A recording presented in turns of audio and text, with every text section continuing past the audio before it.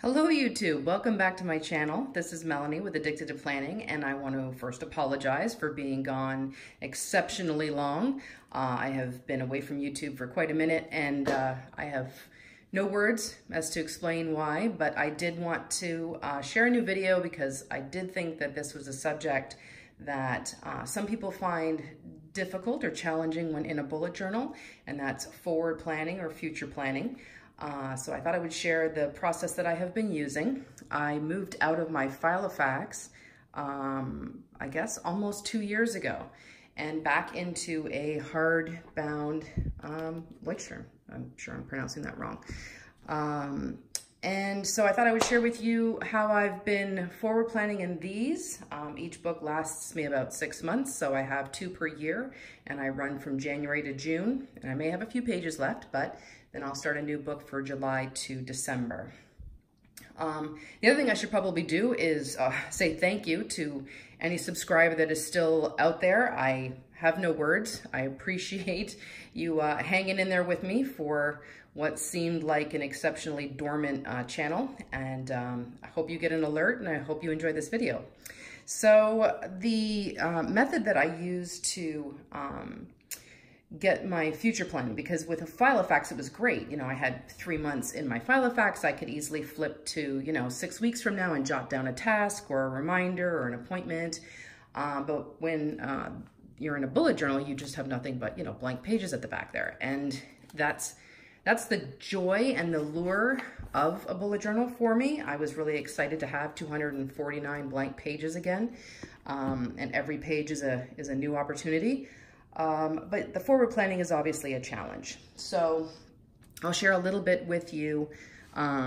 This is the one from June of 2017, and I'll show you all 4 of the journals I've been in since I rejoined the hardbound notebook. But the first method I use, and a lot of you are familiar with it, is the Calendex method that I believe Eddie Hope started quite a while ago, and I think is brilliant. So when I open up a new, as you can see, this is a new book, or it was a new book, I start by laying out 5 months. And the reason 5 and not 6, because there's 6 months in this book, is because as soon as I'm done this, I'll flip and I will do a monthly log for the very first month. So I started this in July of 2017. So as you can see, I did August, September, October, November, December. Laid it all out with all the dates here on the side. And then I like to line off each week. So each chunk, I can see where the week is. I have a gray mild liner highlighter that I use for the weekends. And so I lay it all out first, and then all my weekends each week. And then on this side, and I won't spend too much time on this side because I wish there was more rhyme or reason as to what I do on this side, but this is the Alastair Method, and some of you are probably familiar with that, where you have just the months at the top so that each one is a column. And then as you write down the task here, you could put, no, they've all been migrated or scheduled, but there was a dot, and that was a dot for each one of these things. So I just knew which month it was happening. And typically what I use this side for is if I'm migrating into a brand new book from a previous book, and I might have had forward planning at the back of that book, and I haven't done it right now, but this is kind of what it looked like back in July of 2017. So at the back I had, this is all for 2018, January through June, and then July through December. And as you can see, because this was, only July of 2017, I didn't really have a whole lot over here. So when I move into a new book, this is typically what would go in that Alastair Method section. Hopefully that makes sense. I feel like I just fumbled through that. Apologies. Okay, so in the Calendex, once I have this all laid out, I have my weekends shown. The other things I would typically show here are paydays. My husband and I used to get paid on opposite Fridays. So if you recall from previous videos, I color code the family. So I'm purple, my husband's blue. So I would put down or highlight little sections of all the Fridays that we got paid. The other things I would like to keep track of in here, I have a once a month happy hour with my girlfriends. If you don't have one of those, I highly recommend them. But so that's what this little martini glass is.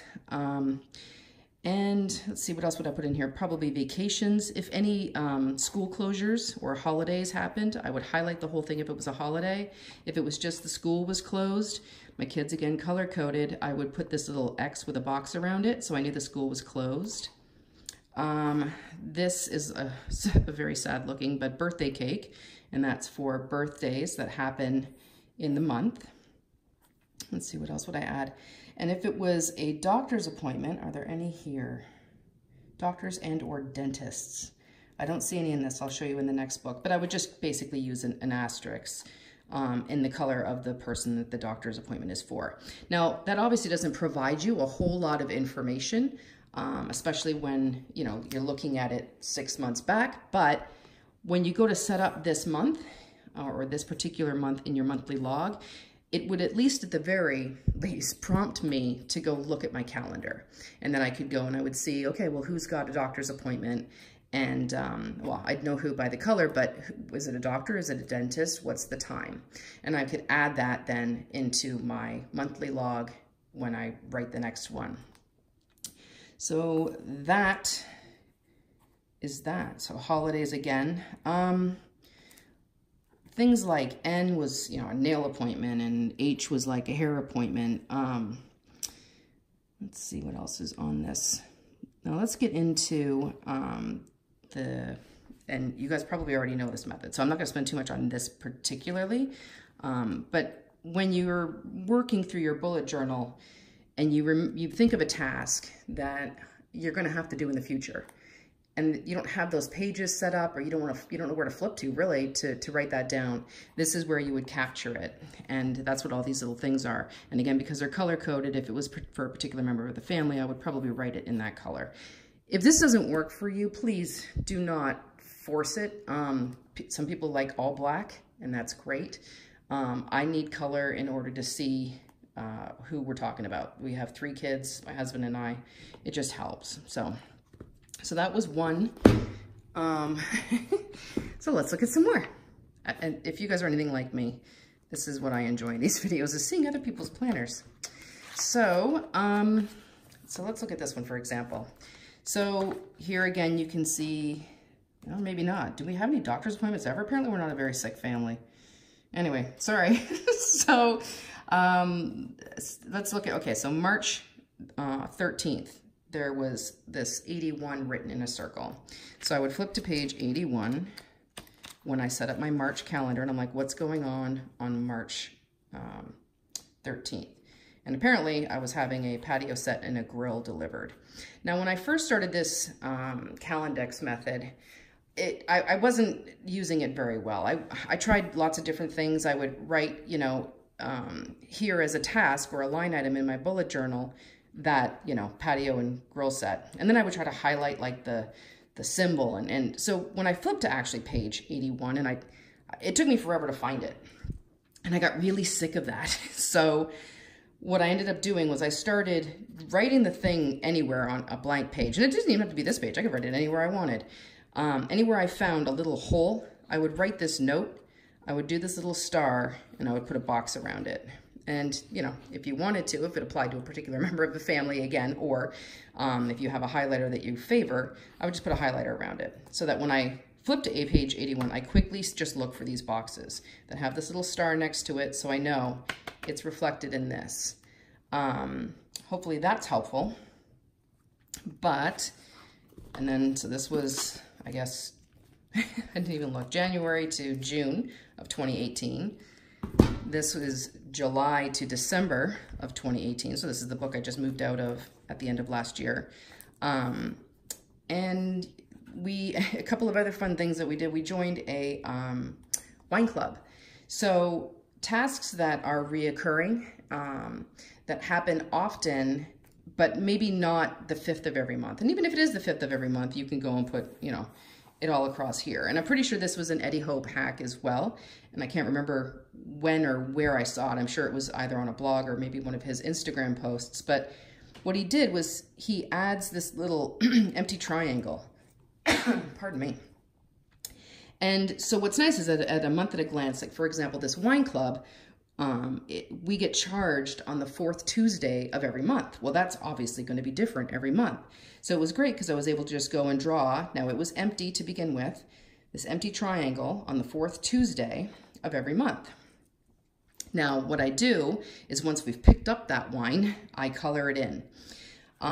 So what's great about that is if you have, say, a reoccurring bill that you pay, say, on the second 10th, or sorry, the second 10th, the second Wednesday every month. And you can go and you can put that little empty triangle on that month. And then maybe when you pay it, then you color it in. So this was a great hack that he shared and I started utilizing, and I love it. So I thought I would share that with you. Let's see.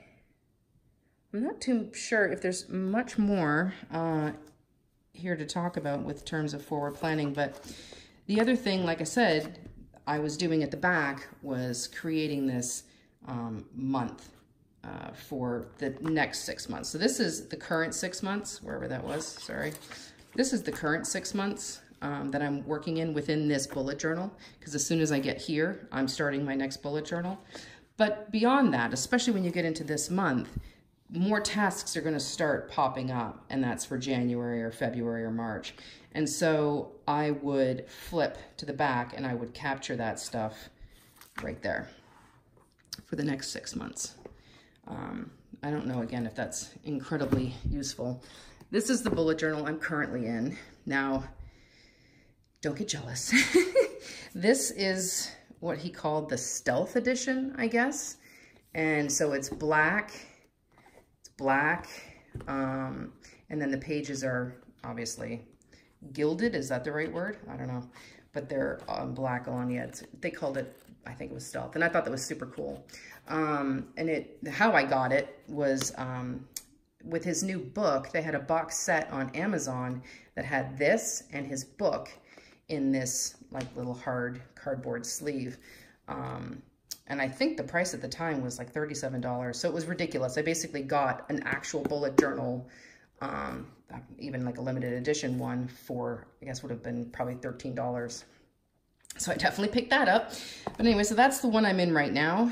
I'm still using the Calendex. There's some, hey, look, some doctor's appointments or some dentist appointments. And then, family vacations, spring break, anything that you want to be able to see at a glance, try to capture in this section. And then again, the page numbers are super helpful. Hopefully this is one I can share with you. Page 81. Let's give a look. Oh, the page turning. Yeah, so there's a task for work. So hopefully this is helpful. I know forward planning is, like I said, somewhat difficult, but you lay this out at the beginning of your notebook and you have 6 months worth of opportunities to capture your tasks and your events for the next half of the year. And you can do that even though you are able to utilize that, whatever that is, the next blank page. Look at all these little things I shove in there. Okay, I'm getting carried away. Sorry guys, hopefully that was useful to you. Again, apologies for being away so long.